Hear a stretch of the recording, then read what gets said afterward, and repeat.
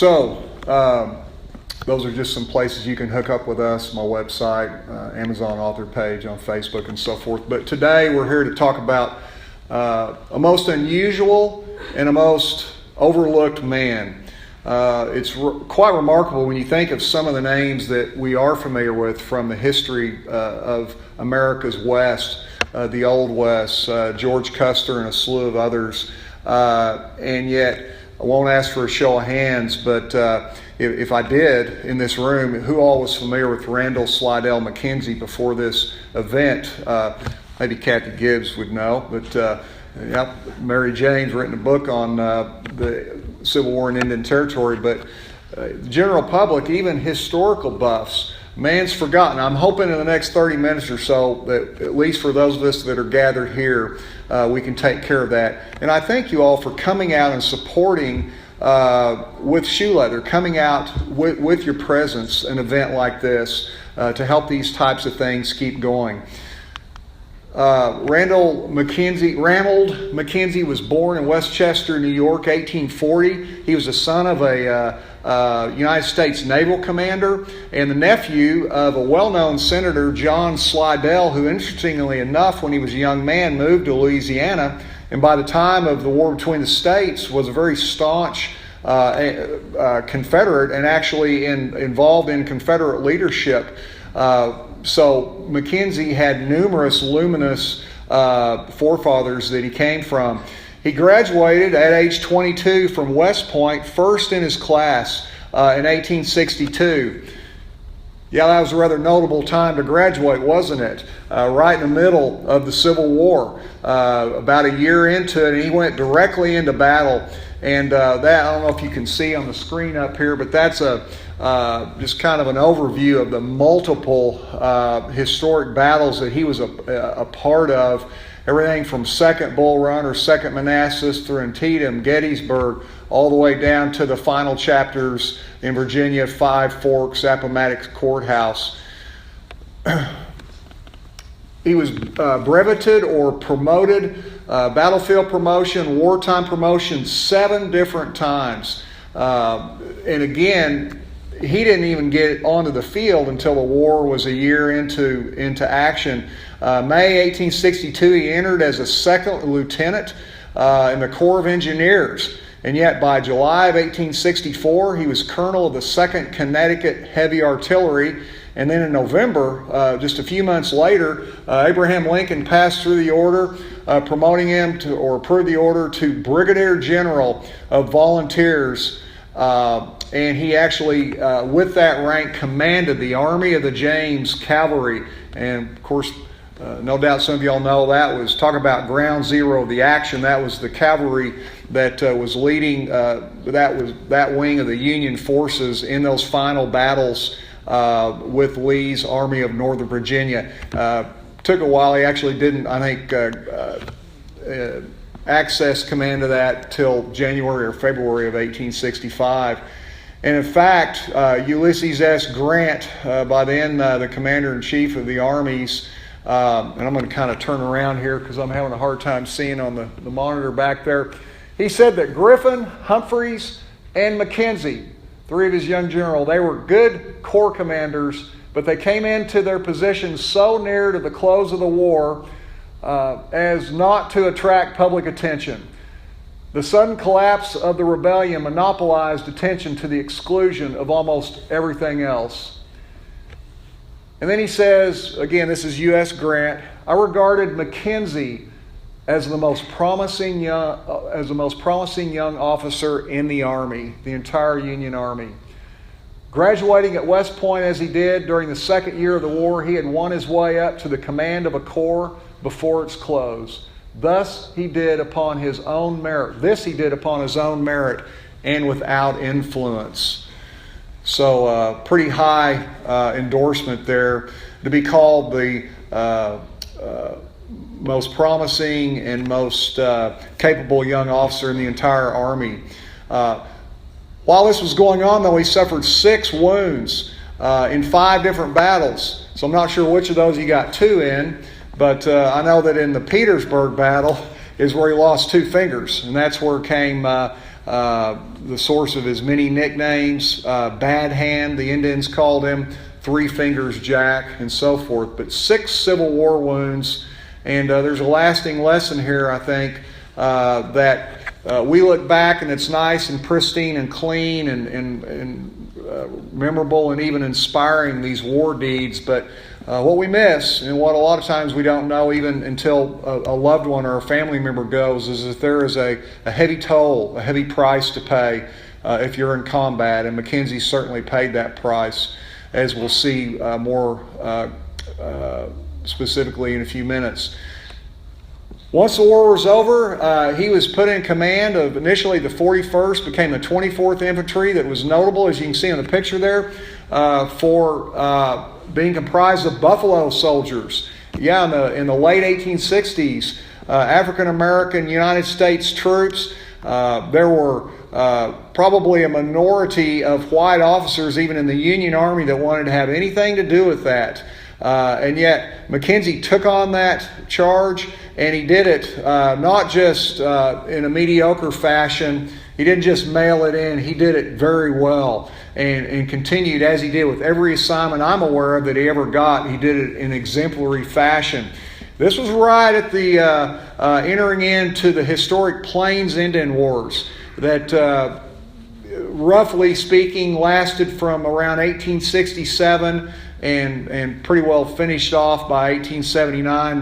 The real significant action finished around 1876. So it was a decade or so of sanguinary bloodshed, and it happened right around here. We were right in the middle of it, where we sit and stand right now. And this was the stage on which McKenzie entered, leading those Buffalo soldiers. President Ulysses Grant, yes, the same guy, had become president by now, 1869. He saw the bloodshed that was going on, the atrocities that were being committed on both sides, the loss of not just soldiers but civilians.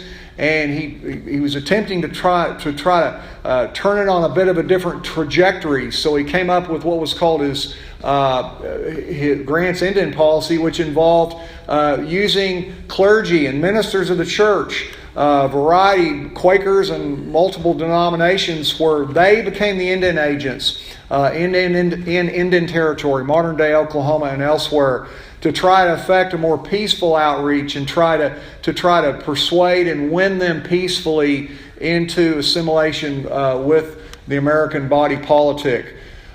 This was a picture of some of the young natives in Indian Territory during his what was called Quaker peace policy, because there were a number of prominent Quaker ministers, John Miles, Lori Tatum, and others. And we talk about this. In fact, we have a whole chapter, a 31-page chapter in our Oklahomans book about the war in the Civil War in Indian Territory. Of course, Mary Jane has an entire book. If you haven't read that, I hope you'll get that during this conference. So, as these two adversaries squared off against each other, and indeed it was a new chapter. The Plains tribes, the nomadic tribes, the wild tribes, many sobriquets for them. We're talking Comanches, Kiowas, Southern Cheyennes, Arapahoes. They had been doing battle from time immemorial. They had at first fought each other and other tribes. Then they had fought the Spaniards as they held Mexico. Then they fought the Mexicans. They fought the French. They fought the Americans. Now they were fighting the Texans and westward American expansion. But this was a situation where indeed American expansion and settlement was for the first time seriously coming across the Midwestern part of the continent, the southern Great Plains, of which Oklahoma, of course, is a part. And so what happened was this was a very intractable foe, in particular the Comanches in the south. They had been holding off all comers. They had stalled the progress of Western civilization for a couple of centuries. And so the leaders in the United States military figured out that the Achilles heel of the Comanches was this right here, the buffalo, referred to as the Indians Commissary. Some of y'all know Bill Welge, the former longtime archivist for the Oklahoma Historical Society, and then the head of research, Native American research there. Bill was a great source for us in our Oklahomans book. He supplied numerous pictures, letters, and expertise. And we have a picture in that book that has this buffalo, but it breaks out the different parts of the buffalo body and what they were used for. It was called the Indians' Commissary because the Indians got everything from their food to their shelter to their fuel to their clothing, everything from different parts of the body of the buffalo. So if you can't chase these guys down, the thinking gradually became in the United States Army, let's pull the plug on what it is. Let's pull the plug on their power source. And they had to have the buffalo. So that's why you have this, you've seen movies like Dances with Wolves and all this widespread slaughter of the buffaloes. This was a very harsh, a very hard policy, but it was a war policy. It was not done without thought. It was done as a tactical and really strategic move, which actually eventually worked. It was very brutal, but again, when we look at the face of war closely enough, we're going to see brutality every time. And here was actually the stage upon which Ranald Slidell MacKenzie entered into the great flow of American history, Comancheria. And you can see there, this was the southern plains and adjacent areas that, in particular the Comanches, but others of the plains tribes roamed and controlled for, as I said, not just decades, but a couple of centuries. It included about the northwest half of Texas, western half of Oklahoma, western portion of Kansas, portions of Wyoming, Nebraska, Colorado, eastern half of New Mexico. Roughly analogous to what later became the Dust Bowl. This was the plains country. This was the wide open spaces where the tribes, once they had effected mastery of horsemanship, which the Comanche did beyond anyone else, I would suggest perhaps in history. This was the area where they could roam, they could do what they needed to do, and then retreat into the just really endless recesses of Comancheria and not be found, or if they were found, they were able to stage battle on grounds and at time of their own choosing against those who pursued them. This was the arena into which New York native Ranald McKenzie had to take American troops. And of course, as I've alluded to, the main character on the home team, if you will, of this drama were the Comanches, the Lords of the Plains. That's one of George Catlin's classic 1830s paintings that he painted as an eyewitness on the plains. And that is a Comanche warrior slung over the side of a racing horse in the middle of a combat duel with natives from other tribes. That's something that a lot of times my students at Southern Nazarene and elsewhere are surprised to find out. This wasn't one great, peaceful Garden of Eden Native American utopia before the evil white man got here. People had been killing and slaughtering and bloodletting from time immemorial. There wasn't one square foot of Oklahoma, Texas, or anything else the Comanches owned that they did not take from another tribe previously. They didn't start here. They came down. They were kind of an offshoot of the Shoshones from Wyoming and far northwest.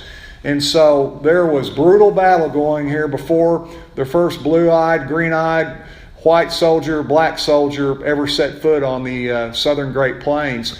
Those Comanches could launch 15, as many as an accomplished warrior, 20 arrows per minute at a foe while riding. And I think that one might be shooting over the horse. Sometimes they'd shoot under the horse. So if you don't think that was a formidable foe, especially with single-shot breech loaders, which is what the United States settlers, military, and the Texans had for a long time, it was. There's another Catlin painting showing a Comanche and an Osage warrior squaring off.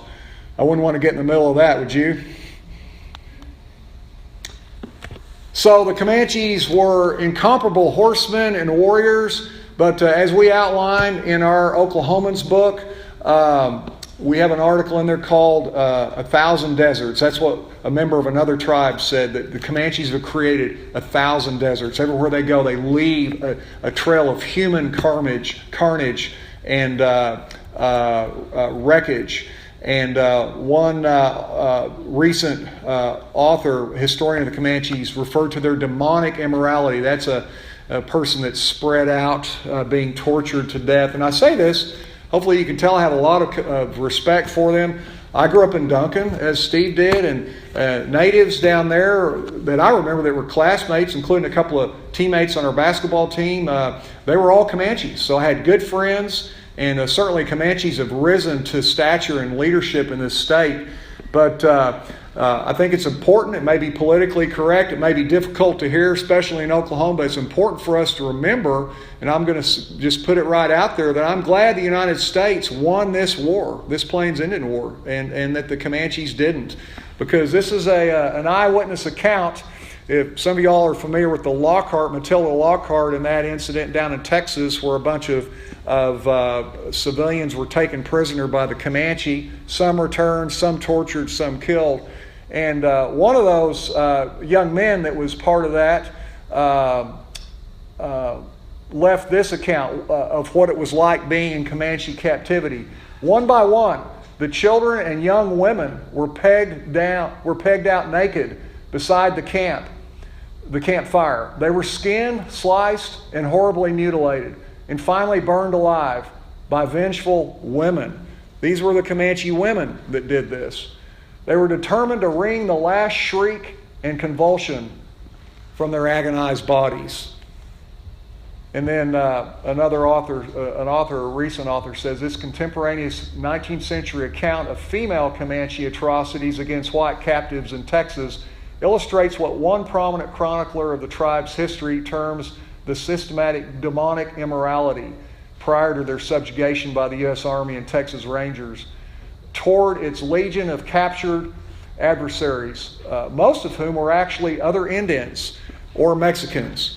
You talk about hatred. The war between the Comanches and the Tonkawas is just one example. These were tribes that hated each other. In fact, I don't know if the United States would have won the Plains Indian War, at least in the southern plains, without help from their Tonkawa scouts. So the Comanches would do all those things that we just read to the Tonkawas when they captured them. Tonkawas, they captured Comanche, they might do something, and then they'd eat them. Yeah, they occasionally dined on human flesh. That's one reason. I don't know if anybody's spoken in the Symposium yet about what happened in Fort Cobb in 1862, but there were a group of multiple tribes. It wasn't just Comanche, but a whole bunch of them attacked a Confederate Indian agency that was unwisely kind of a little bit too far out, southwest Oklahoma. They attacked them because they were sheltering Tonkawas. And these other natives, their goal was to exterminate the remnants of the Tonkawa tribe because of this occasional cannibalism that they engaged in. Well, I will say that they came close, and by the end of the Plains Indian Wars, there were maybe 50 Tonkawas that left. They actually merged with another tribe. Well, McKenzie gets into it finally on the center ring of the Plains Indian Wars, Blanco Canyon, 1871. When you keep in mind he was active up until 1875, 1876, this was a long period of time for this man to be out there riding in the saddle, leading men against the most dangerous and intrepid adversaries in the world across some of the worst terrain in the world. Blanco Canyon is where he kind of got his baptism of fire. He had the 4th Cavalry there. That's in Texas, northwest Texas.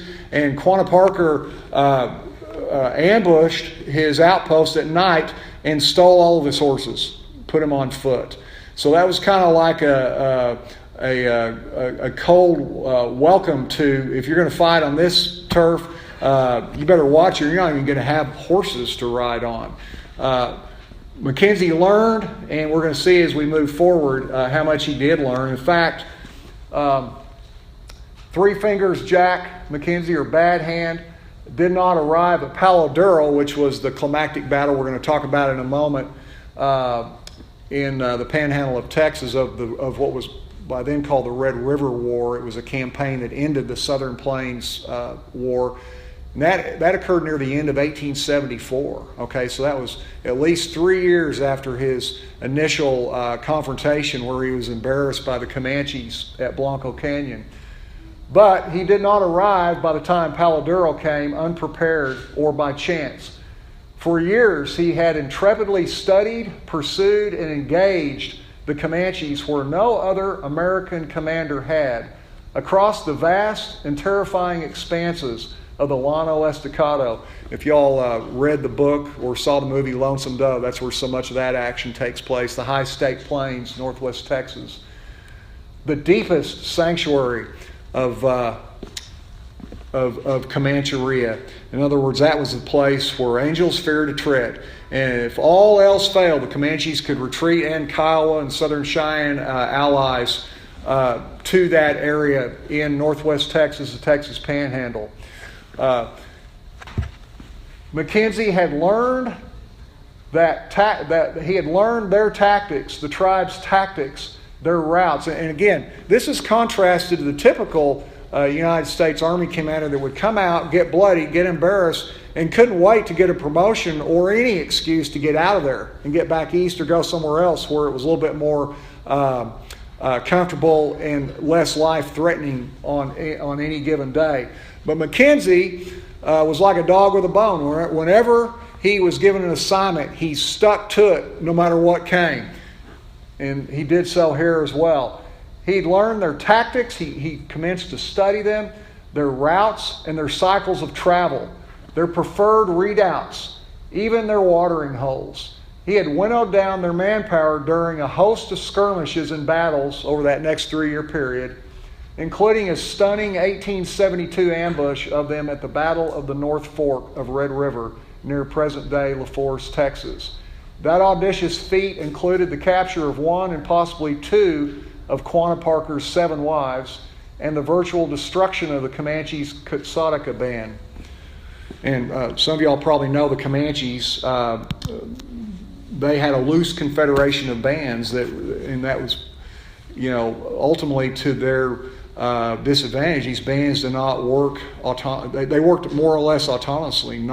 They would occasionally have members that would go from one band to another, exchange memberships, maybe through marriage or whatever, but they did not strategically integrate their efforts. So that was the Kutsaticas, but there were others that McKenzie over that period of time engaged. The point is that he stuck with it through much suffering. And by the way, he suffered his 7th serious wound in a fight with the Comanches during that time, which was just merely an arrow through his shoulder. And it was apparently quite painful because he begged his men, witnesses on the battlefield there, they were called, he begged his men to kill him.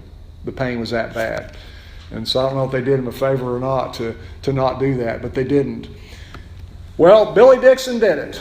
Otherwise known as the most famous shot in the history of the American West. Again, those of you that read our book, the Oklahomans, have read this account of the Battle of Adobe Walls, where a group of buffalo hunters again engaged in that strategic practice unleashed by the United States military to slaughter the buffalo. They had a shootout against 28 Bat Masterson, famous lawman, and others. And this Oklahoman, Billy Dixon, shot a Comanche off his horse dead from 7/8 of a mile away. And that was in 1874. The tribes were not able. They eventually had to scatter and leave. There were 250 of them. And they were so upset. They were so disgusted with not being able to put down these buffalo hunters once they cornered them, that they went on a rampage in 1874 from southern Colorado down to the Rio Grande. And basically the campaign, the mission was, if you find settlers, kill them. Men, women, and children. Over 200 white and black settlers were killed during that reign of terror. And what this did was finally brought about it unleashed the full might of American military power. The general public, even back east, corporate America, who may have been the most potent force, they said, look, we can't get the railroads to go any further. We can't commercialize the West till these guys are stopped. So the public, the government, and corporate America conspired to bring about the Red River War, which was 5 columns of United States military, several thousand men, infantry, cavalry, artillery, that converged from on the Comanches, on Comancheria and the other southern tribes from 4 different states and territories in the summer and fall of 1874. This was the lineup. It was pretty much the same team that won the war between the states for the North. It was Grant, Sherman, General of the Army, Philip Sheridan, Nelson Miles. And they employed heavily Buffalo soldiers, rode in these columns. The 9th and 10th Cavalry, one of them based out of North Texas, one of them out of Fort Sill down near Lawton, Oklahoma. Texas Rangers, the United States government had put them out of business. They were so nervous about what they might do after the war. They were reconstituted in 1874. They began to provide supporting cavalry action during this Red River War. They covered the gaps between the columns. They were scouts for the columns. They did recon, so they gradually got back into action. Between 14 and 20 significant skirmishes or battles took place during the Red River War. And again, this was a climactic battle that finished the Comanches and the Southern Plains tribes and opened this part of the country to the west for American settlement. And the showdown came September 28, 1874, right there, second largest canyon in North America, the Palo Duro Canyon near Amarillo in the Texas Panhandle. It is a haunting and beautiful sight. And what happened was McKenzie, who was largely responsible for coming up with a battle plan of the 5 different columns from the 4 different states and territories, he had pursued the Comanches for hundreds of miles. He, again, as we talked about earlier, he knew their practices, their ways of doing business. He had the best scouts, Tonkawas, Texas Rangers, United States Army veterans from the Civil War. And what happened was he was headed in the direction of their camp people, and they caught a Comanchero.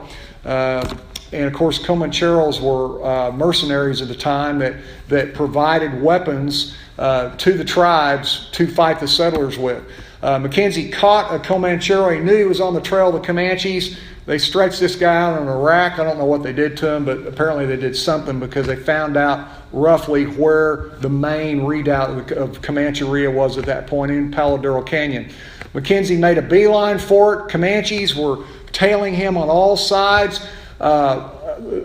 Evening of September 27th, the sun went down. McKenzie, as he had previously planned, he made an immediate turn from headed east, went north, and he actually lost his Comanche, the scouts that were pursuing him. And this is pretty amazing when you think that the guy that was embarrassed at Blanco Canyon in 1871, by the end of the Plains Indian Wars, he was the one ambushing these tribes in their own homelands. He was the one that was able to lose them when they were pursuing him with desperate fervor, because they knew what these guys were up to and they knew where they were headed.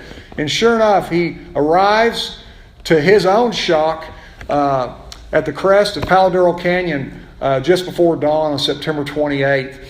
And what he did then was he caught the entire encampment, 5 different Indian villages stretched out over 5 or 6 miles down that canyon. And he finally found, after looking for an entire mile, found a narrow goat trail down onto the canyon floor. And he had his men, and by the way, I didn't mention, but they call this guy the Punisher. Because he worked them so hard. He had them incessantly in there in camp. He had them doing target practice, shooting practice. He had them working their horses, becoming horsemen, and it all paid off on this day because these guys led their horses one at a time on foot down this steep 700 or 800 foot goat trail onto the floor of Palo Duro Canyon.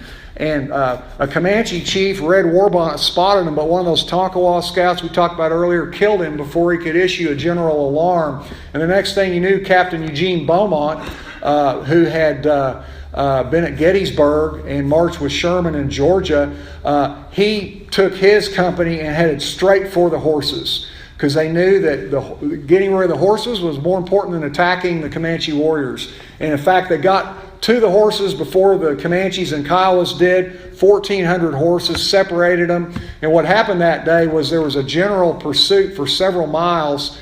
The natives put up a very inspiring defense to protect their women and children and help them get away. Although I should mention that unlike other commanders on both sides of that war, United States commanders and tribal commanders, I've never been able to find one incident where McKenzie allowed, promoted, in any way tolerated any brutality against a civilian, a non-combatant. And on this particular day, they got away, the non-combatants. McKenzie's men pursued down the canyon, and then they realized they had gotten themselves into an ambush. There were warriors on the lip of the canyon above them, 800 to 1,000 feet above them, shooting down at them. One of McKenzie's troopers was so panicked, he said, "How will we ever get out of here?" He screamed it out in anguish. And McKenzie, according to a score of witnesses, looked at the guy cool and calm and said, "I got you in here and I'll take you out." And soon after that, he led an audacious charge with covering fire, and they moved back up those hills and chased the warriors out onto the open plain. And that basically was the climactic battle, and that was the determining day of the Southern Plains Indian Wars, because even though those warriors survived, they were out there without their horses, without their food. They had a massive arsenal, an ammunition depot that McKenzie burned it. They killed all 1,400 of the horses as well. So within a few months, even Quanah Parker had come in and surrendered at Fort Sill. Can somebody give me a time? My clock here is not showing it. 14 till 10. Okay, I'll finish up here in the next 5 minutes. So that's a shot of Fort Sill. McKenzie became a commander of Fort Sill following the defeat of the Comanches and Southern tribes. Highly recommend this book to you, Empire of the Summer Moon. It goes into great detail on all these events. And where I believe McKenzie goes from being a good to a great man is the way that he interacted with Quanah Parker, the great Comanche chief. He welcomed him in after the battles were finished. He treated him as a friend. He basically became a mentor to him.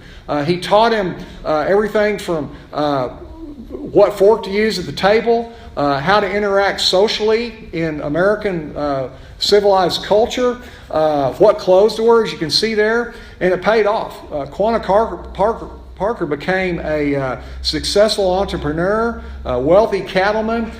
He worked deals, negotiated deals that instead of white cattlemen just using the reservation lands to graze their cows, he worked the best possible deal to get Comanches the most possible money for the use of those grazing lands. The big pasture area was not opened up for several years to American citizen settlement several years later than it would have been because of Parker's astute politicking to keep the Comanches in charge of that land. Also, because of the influence of McKenzie, as we talk about in our book, The Oklahomans, Quanah Parker permitted the Mennonites to establish a mission station, Post Oak Mennonite Mission Station near Cache, and ironic that probably the most peace-loving, peaceful of all the denominations in the Christian church was used in the sovereignty of God to bring generally to Christianity probably the greatest warrior tribe ever in the United States. Well, just finishing up here real quickly, McKenzie went on after the defeat of Custer, and again, Custer's the one that gets all the headlines. Custer had some notable victories in the Civil War and in the Plains Indian Wars. But Custer he also had the biggest defeat ever for the United States in those Indian Wars, in the Northern Plains Indian Wars. McKenzie was then sent up, and all he did was lead the United States military, still with that crack 4th Cavalry, the best in the Army at that point. They defeated both the Northern Cheyenne and the Lakota Sioux. And yeah, that's people like Crazy Horse, Dull Knife, and others. So by the end of that's the aftermath of a battle with the Cheyennes, the Northern Cheyenne. By the end of the Old West, McKenzie had led the United States to victory over all the toughest tribes in both the Northern Plains and Southern Plains. And then he went on to, from 1876 to 1882, a number of other assignments. He was kind of like their designated hitter. When no other general or outfit could get the job done, they would send McKenzie Colorado, Mexico, Arizona, New Mexico. The surprising finish to this story, and the sad finish, is that around the end of that time, 1883, 1884, of his great accomplishments and career, it began to become clear he was seriously ill. He was mentally ill, and he began to decline to the point where within a couple of years, he was speaking like a little child, a baby almost, and was committed to the Bloomingdale Asylum, which back in that day, New York City, was referred to as an insane asylum, and eventually lived out his final couple of years at his sister's home in New Jersey. And when he died, he barely got a mention in the New York Times, although some of us might not be surprised at that. But the Army and Navy Journal wrote this: "The sorrow with which the Army will learn of the death of the once brilliant Ranald Slidell MacKenzie derives an additional pang from the recollection of the cloud which overshadowed his later years and consigned him to a living death." This is a very tragic end to his story. So what happened to McKenzie? There's 1,000 theories. If you hear anybody saying, well, he got venereal disease or something like that, like Al Capone, not true. They're just showing that they don't know what really happened. Nobody knows for sure what happened, but from what I would suggest, the best historians and biographers of McKenzie suggest these three possibilities. He had a bad fall on his head at Fort Sill after the end of the Southern Plains Wars that took him days before he was back on his feet. So there's a school of thought that says there was some sort of brain trauma that proceeded from that point. How about PTSD? From the Civil War and Plains Indian Wars, a guy fought for, 15 straight years with his life in jeopardy almost every day of that, out on the open plains, in blizzards, in 110-degree heat, 7 wounds that we know of, including that Comanche arrow through his shoulder. Or how about poisoning from his many wounds? As gave this talk, a variation of it a while back for the Oklahoma Daughters of the Union Veterans, and one of them said, yeah, the good suggestion, a lot of times those tribes, they put poison tips on their arrows. So one way or another, though, McKenzie suffered a debilitating mental disease that was his early demise. And he had even fallen in love, apparently for the first time, had bought land down by Bernie, Texas, not far from San Antonio. But his mental condition forced the breaking up of that soon before he was to be wed. He's buried as a hero at West Point Cemetery. And there it is, just a haunting, beautiful scene of that cemetery overlooking the Hudson River. He's got some pretty good neighbors. Norman Schwarzkopf, Jr. and Sr., William Westmoreland, and a host of other Medal of Honor winners down through the ranks, beginning with the American War of Independence.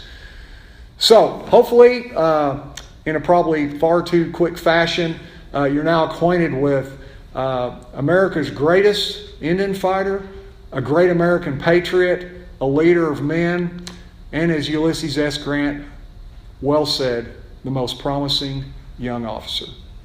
Thank you very much.